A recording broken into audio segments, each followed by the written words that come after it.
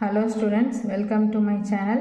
இப்போ என்ன பார்க்குறோன்னா 11th accountancyல chapter 5ல trial balance ஓட exercise sum பார்த்துட்டு இருக்கோம். 7 sum பாருங்க. From the following balances, prepare trial balance of Bhaskar as on 31st March 2017. Transfer the difference if any to suspense account. அவங்களே சொல்லியிருக்காங்க, ஏதாவது difference debit பேலன்ஸ்லேயும் credit பேலன்ஸ்லேயும் ஏதோ difference வந்துச்சுன்னா suspense account போட்டு டேலி பண்ண சொல்லியிருக்காங்க. ஓகேவா? இப்போது நிறையா பர்டிகுலர்ஸ்லாம் கொடுத்துருக்காங்க. எது எது டெபிட்டில் வரும், எது கிரெடிட்டில் வரும் பேலன்சஸ்லாம் நம்ம நோட் பண்ணிக்கிட்டோம்னா நம்ம சம் போட ஈஸியாக இருக்கும். ஓப்பனிங் ஸ்டாக் வந்து டெபிட் பேலன்ஸ், கேபிட்டல் வந்து லயபிலிட்டிங்கிறதுனால கிரெடிட் பேலன்ஸ், சேல்ஸும் கிரெடிட் பேலன்ஸ், சேலரிஸ் வந்து எக்ஸ்பென்சஸ் அதனால் டெபிட் பேலன்ஸ், பில்ஸ் பேயபிள் வந்து லயபிலிட்டிஸ் அதனால் credit balance. Next telephone charges இதெல்லாம் நமக்கு எக்ஸ்பென்சஸ் தான் அதனால் debit balance. Creditors liability credit balance, purchase debit balance, debtors asset debit balance, carriage inward எல்லாம் expenses அதனால் debit balance, bills receivable asset debit balance, commission received.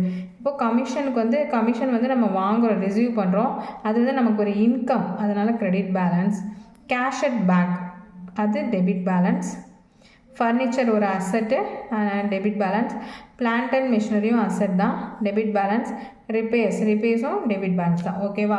இப்போது நம்ம எந்தெந்த amount வந்து எதில் வரும்னு சொல்லிட்டு என்ட்ரு பண்ண போகிறோம். ஹெட்டிங் எழுதிங்க. ட்ரையல் பேலன்ஸ்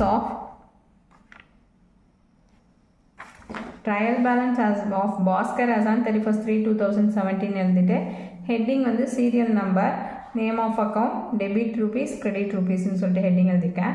இப்போது நான் சீரியல் நம்பர் படி எல்லா பர்டிகுலர்ஸையும் வந்து என்ட்ரு பண்ணிட்டேன். அமௌண்ட்டை மட்டும் டெபிட்டில் வருமா கிரெடிட்டில் வருமானு சொல்லிட்டு என்ட்ரு பண்ணிப்போம்.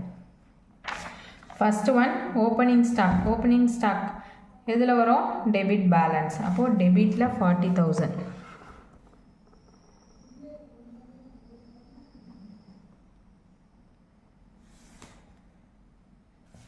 Next capital 90,000 credit balance.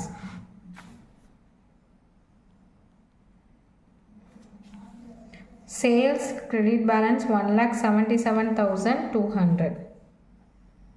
1,77,200. Next salaries 12,000 debit balance.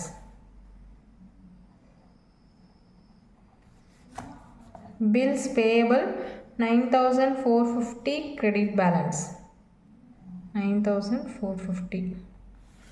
Telephone charges debit balance 2,350. Creditors 16,000 credit balance. Purchases 85,000 debit balance.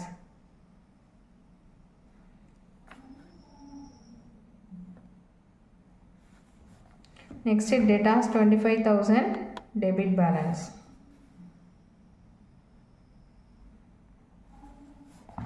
Carriage inward 16,500 debit balance.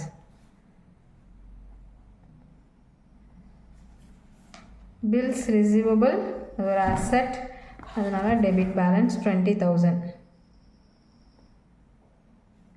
Commission received வந்து ஒரு income credit balance 5,550.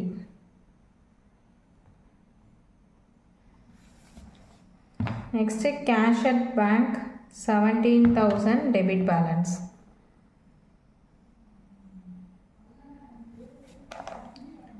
Furniture debit balance 19,000.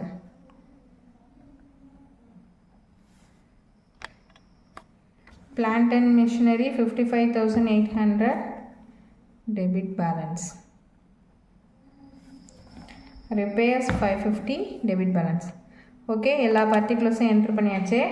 இப்போது அவங்க balance ஏதாவது குறைஞ்சிச்சு, எந்த side குறைச்சோ அது suspense account போட்டு calculate tally பண்ண சொல்லியிருக்காங்க. அதனால் பார்ப்போம், ரெண்டு சைடும் நம்ம வந்து ஆட் பண்ணி பார்ப்போம், எந்த சைடு அதிகமாக இருக்குது எந்த சைடு குறையுதுன்னு பார்ப்போம். ஓகேவா? வாங்க டேலி பண்ணுவோம். ஓகே, பாருங்கள். கிரெடிட் சைடு 2,98,200 வருது. பட் டெபிட் சைடு வந்து 2,93,200 தான் வருது. பேலன்ஸ் வந்து 5000 வந்து கம்மியாகுது டெபிட் பேலன்ஸில். அதனால் அது என்ன பண்ணுறோம், சஸ்பென்ஸ் அக்கௌண்ட்டுன்னு போட்டு 5000 என்ட்ரு பண்ணி டேலி பண்ணுறோம். இப்போ டெபிட் பேலன்ஸும் கிரெடிட் பேலன்ஸும் டேலி ஆகிடும். ஓகேவா? சம் புரியும்னு நினைக்கிறேன். புரியும்னா கமெண்ட் செக்ஷனில் கமெண்ட் பண்ணுங்கள். தேங்க்ஸ் ஃபார் வாட்சிங்.